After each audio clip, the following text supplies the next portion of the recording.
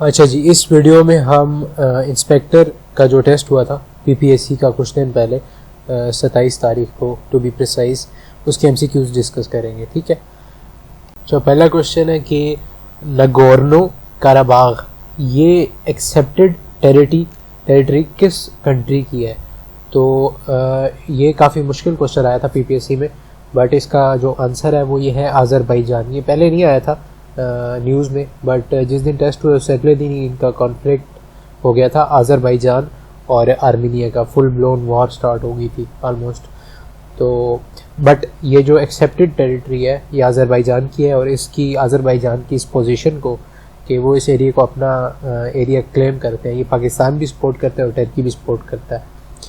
तो next question ये है कि कंटेम्प्रेरी ऑफ हज़रत इब्राहीम के ज़माने में और पैगंबर कौन से थे। कंटेम्प्रेरी का ये मतलब होता है कि उन्हीं के ज़माने के। ठीक है, तो इसका करेक्ट ऑप्शन था हज़रत लूत अलैहिस्सलाम। देन एक एंटोनिम पूछा गया था गलिबल का, ये थोड़ा सा हार्ड था मेरे लिहाज से पीपीएससी में, बट इसका गलिबल ये होता है कि इजीली परसुएड, जिसको आप आसानी से कुछ भी करने के लिए राज़ी कर लें। तो इसका ऑपोजिट जो बनता है वो एस्ट्यूट था। एस्ट्यूट होता है चालाक या क्लेवर। ठीक है, तो इसी तरह रूथलेस का एंटोनिम पूछा हुआ था, ये इजी है। रूथलेस होता है बिल्कुल बेरहम और कंपैशनेट, रहम जो शो करे बंदा। ठीक है, तो दिस वाज इजी। नेक्स्ट आया था क्वेश्चन पूंछ रिवर किसकी ट्रिब्यूटरी है। ठीक है, ये कौन से दरिया से निकल रही है। जो पूंछ रिवर जो मेन है वो किस दरिया से निकल रहा है। तो इसका जो करेक्ट ऑप्शन है वो झेलम है, रिवर झेलम। ठीक है, अच्छा नेक्स्ट आया था क्वेश्चन कि शखौफ टावर जो है ये किस कंट्री में है। तो वैसे तो ये काफ़ी मुश्किल क्वेश्चन था जीके का भी, बट ये आप इस तरह गैस कर सकते थे कि जो शखौफ वर्ड है ना ये रशियन लैंग्वेज में मोस्टली बोला जाता है। अगर आप उनको उनके करेक्टर्स का थोड़ा बहुत पता हो ना, जो उनके लीडर्स रहे हैं, तो ये शखौफ आपको पहले ही पता चलेगा कि ये रशियन है। जिस तरह क्लैशनकोफ जो कि AK-47 होती है वो भी उनके एक रशियन बंदे ने बनाई थी, इसलिए तो वर्ड से थोड़ा आइडिया हो रहा था कि ये रशिया का है। बट इसका करेक्ट आंसर रशिया है, और मॉस्को में टू बी वेरी प्रिसाइज। अगर आपको थोड़ा आगे पूछा जाए सिटी का तो ये मॉस्को में टावर है। अच्छा, इमाम मालिक की डेथ पूछी गई थी, ये भी मुश्किल था। 179 हिजरी, क्योंकि हिजरी में सारे ऑप्शन थे, तो इसका करेक्ट ऑप्शन 179 हिजरी है। नेक्स्ट था जी इमाम अबू हनीफा पैदा किस सन में हुए थे। तो ये 699 AD है, ये भी मुश्किल क्वेश्चन था। Then father of local self government in India. ठीक है, लोकल गवर्नमेंट के फादर कौन थे वहाँ पे। तो इसमें काफ़ी सारे ऑप्शन थे, इसमें पटेल भी था आई थिंक कोई ऑप्शन, बट इसका जो करेक्ट ऑप्शन है वो लॉर्ड रिपन है। ठीक है, लॉर्ड रिपन ने शायद स्टार्ट की थी, जो भी है इनका ज़्यादा रोल है उसके अंदर, इसलिए इनको फादर बोला जाता है, father of local self government, या इन्होंने स्टार्ट की होगी, वट एवर जो भी था, बट इसका करेक्ट ऑप्शन लॉर्ड रिपन है। अच्छा, नेक्स्ट था देनाली पीक, ये कौन से माउंटेन को कहते हैं, यूएस के किस माउंटेन को कहते हैं। तो ये माउंट मैकिनली इनकी हाईएस्ट पीक है, वहाँ पे इसको बोलते हैं। ये भी टफ क्वेश्चन था। देन जी क्विट इंडिया मूवमेंट, ये अब आसान था कि क्विट इंडिया मूवमेंट स्टार्ट किसने की थी। तो ये इंडियन नेशनल कांग्रेस ने स्टार्ट की थी ये मूवमेंट, और ये आई थिंक गांधी की कॉल थी, बट ये कांग्रेस की तरफ से कॉल आई थी, तो ये इसका कांग्रेस ऑप्शन सही था।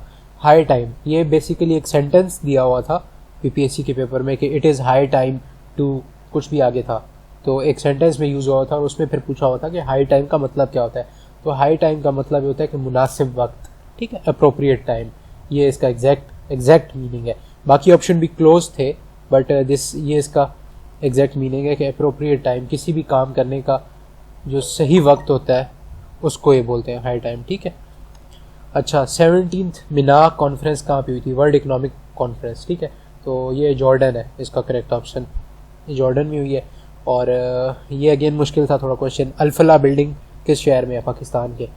तो ये लाहौर में है। ठीक है, उसके बाद एक क्वेश्चन आया था कि सर थॉमस रो और इनके साथ शायद एक और कोई डिप्लोमेट थे, उनका नाम लिखा हुआ था कि इन्होंने जहांगीर जो मुग़ल एम्परर था इसकी कोर्ट को विज़िट किया था। ठीक है, तो उनका मकसद क्या था। ये बेसिकली ईस्ट इंडिया कंपनी के रिप्रेजेंटेटिव्स के तौर पर आए थे, और ईस्ट इंडिया कंपनी ये चाहती थी कि उनको कमर्शियल प्रिविलेजेस मिल जाएं ट्रेड के और इस तरह के। तो ये उनका मेन मकसद था। इसमें बाकी कुछ और ऑप्शंस भी थे, बट इसका जो करेक्ट ऑप्शन है ये कमर्शियल प्रिविलेजेस है और ये ईस्ट इंडिया कंपनी के रिप्रेजेंटेटिव्स थे।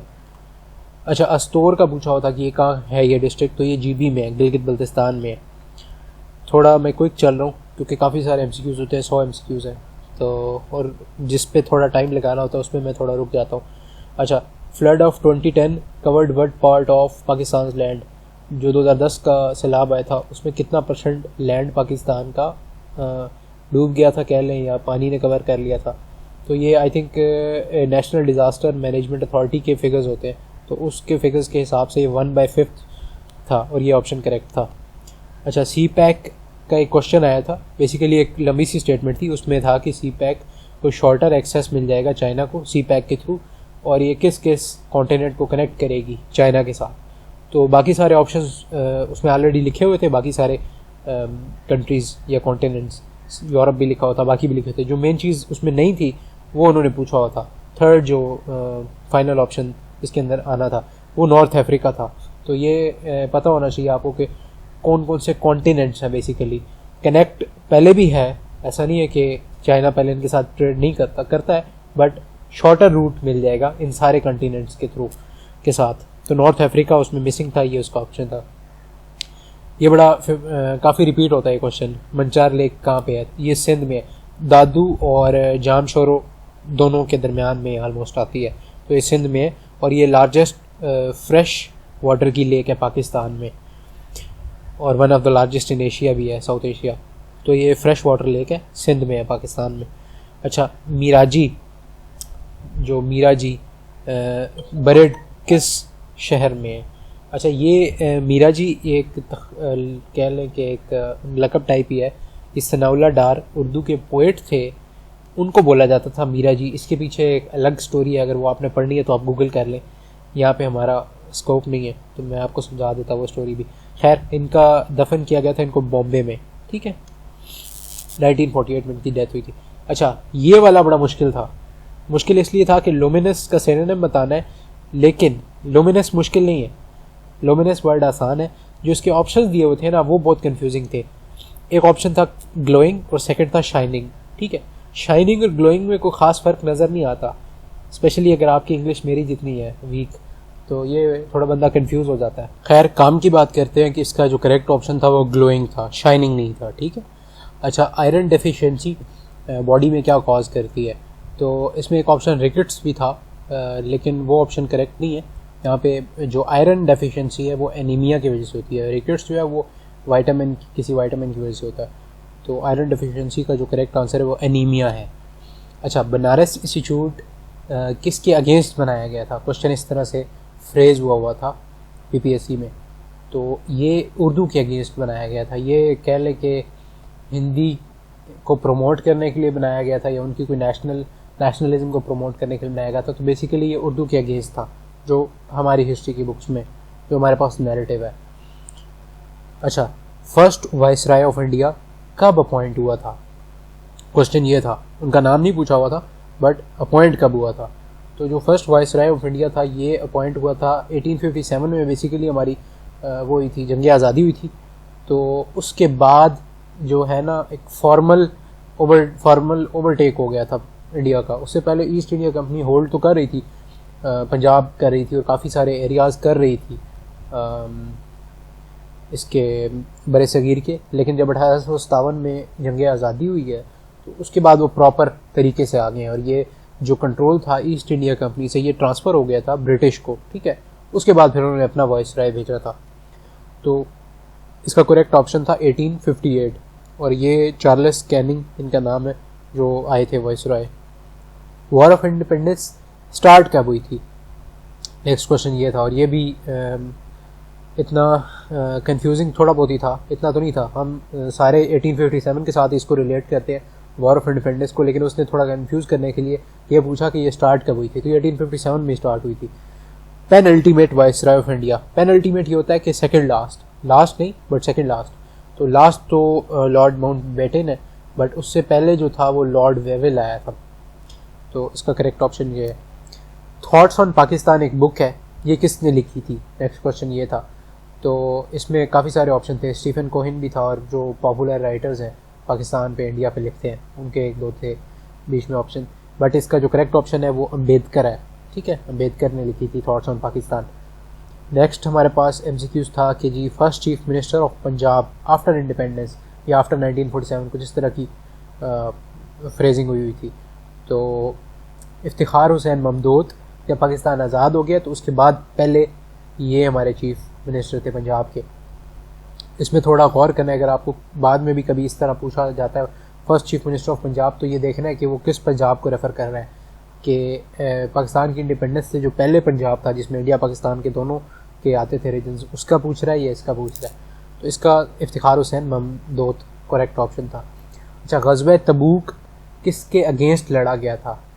अच्छा, ग़ज़वे तबूक के बारे में आपको जनरली कुछ चीज़ें पता होनी चाहिए कि ग़ज़वे तबूक जो है इस्लाम का आखिरी ग़ज़वा था। ठीक है, अबाउट 30,000 मुसलमान इसमें लड़े थे और ये लार्जेस्ट भी था जो इस्लाम ने ख़ुद लीड किया था ग़ज़वा, और ये रोमन्स के ख़िलाफ़ था और इसमें कोई ब्लडशेड नहीं हुआ था क्योंकि वो रोमन्स आए नहीं थे। ठीक है, तो ख़दशा था कि रोमन्स इन्वेड करेंगे मुस्लिम टेरिटरी को, तो इसलिए इस्लाम ने ये ग़ज़वा इनिशिएट किया था, लेकिन वो नहीं आए थे तो इसलिए ये वापस आ गए थे और 20 दिन क़याम किया था, 20 डेज़ के लिए वहाँ पे स्टे किया था जो ग़ज़वे की लोकेशन थी, और उसके बाद उसमें वापस आ गए थे। और हज़रत अली इस ग़ज़वे में हज़रत अली ने पार्टिसिपेट नहीं किया था, ये भी आपको MCQ आ सकता है क्योंकि हज़रत अली को हुज़्र ने मदीना में अपॉइंट कर दिया था पीछे, कि जब हुज़्र बाहर होंगे मदीना से तो उनके पीछे कौन होना, तो हज़रत अली वहाँ पे थे। तो ये रोमन्स या बाइजेंटाइन के ख़िलाफ़ लड़ा गया था। ठीक हो गया। अच्छा, मीनार पाकिस्तान कौन से पार्क में है? काफ़ी सारे ऑप्शन थे, इसमें से करेक्ट ऑप्शन इकबाल पार्क है, ये इजी था। अच्छा, जनरल जोसेफ डनफोर्ड ये किस कंट्री से बिलोंग करते हैं, ये क्वेश्चन था। तो ये USA से बिलोंग करते हैं और इनका इसलिए पूछा गया था क्योंकि ये काफ़ी न्यूज़ में आ रहा था करंट अफेयर्स में कि ये ट्रंप के मिलिट्री एडवाइज़र भी रह चुके हैं, ये USA के जॉइंट चीफ ऑफ स्टाफ भी थे, अभी रिटायर हो गए, बट ये उसके ट्रंप के एडवाइज़र थे, तो ये काफ़ी न्यूज़ में थे। तो ये USA से बिलोंग करते हैं, करंट अफेयर्स से उठाया गया था क्वेश्चन। अच्छा, ये रिपीट हो गया। अच्छा, स्कॉटोग्राफ एक इंस्ट्रूमेंट है, ये किस लिए यूज़ किया जाता है? तो ये जो ब्लाइंड पीपल है उनको राइटिंग में एड करने के लिए ये यूज़ होता है स्कॉटोग्राफ। अच्छा, लार्जेस्ट एक्सपोर्ट ऑफ पाकिस्तान, तो पाकिस्तान की जो लार्जेस्ट एक्सपोर्ट है ये टेक्सटाइल है। अच्छा, नेक्स्ट आ गया जी शॉर्टेस्ट बॉर्डर ऑफ पाकिस्तान। ये थोड़ा सा बंदा कंफ्यूज होता है इसमें चाइना और ईरान में, क्योंकि हमें एग्जैक्ट लेंथ नहीं पता होती बॉर्डर की, लेकिन पाकिस्तान का जो शॉर्टेस्ट बॉर्डर है वो चाइना के साथ है, 592 किलोमीटर्स का है। अच्छा, मक्ता का मीनिंग पूछा गया था, क्योंकि उर्दू के भी क्वेश्चन होते हैं इसमें PPSC में, तो मक्ता का मतलब पूछा गया था, जो इसका लफ्ज़ी मतलब है वो काट देने का है।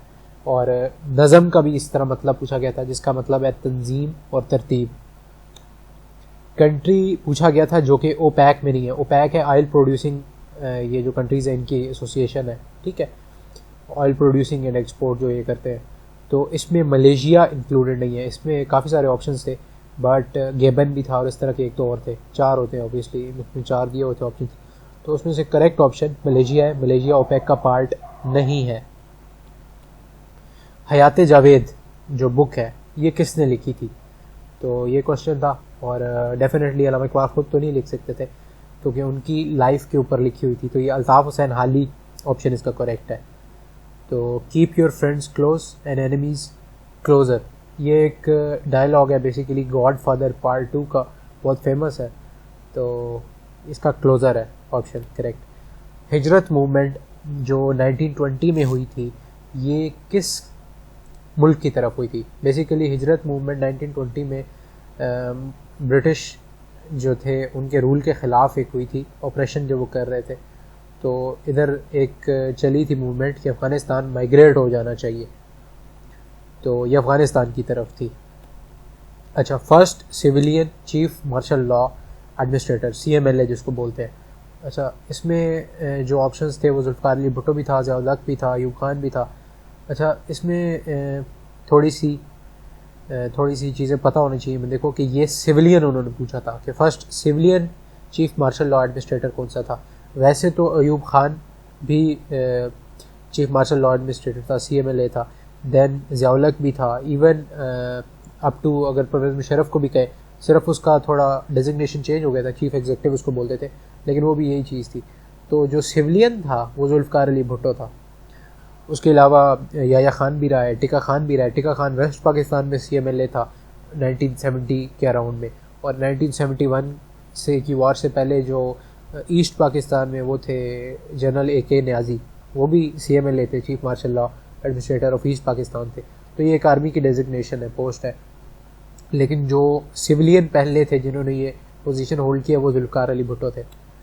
अच्छा, नेक्स्ट है नवाब मोहसिन उल मुल्क का नाम उनको और क्या बोला जाता है, आल्सो नोन एज, तो ये सैयद मेहदी अली है। स्काई न्यूज़ पूछा गया था कि ये जो न्यूज़ चैनल है ये किसका है, तो ये UK का है। न्यूज़ चैनल्स का एक दो का हमें पता होना चाहिए जो फेमस है। फॉर एग्जांपल अगर US का आपसे पूछने जाए तो फॉक्स न्यूज़ और CNN, ये दोनों US के हैं। इसी तरह UK का स्काई न्यूज़ है। अच्छा, हज़रत ने ना मदीना में रहते हुए बहुत सारे बादशाहों को लेटर्स लिखे थे। तो क्वेश्चन यहाँ पे यह आया कि उसमें से किस बादशाह ने हज़रत का लेटर जो था, जो ख़त था, वो फाड़ दिया था।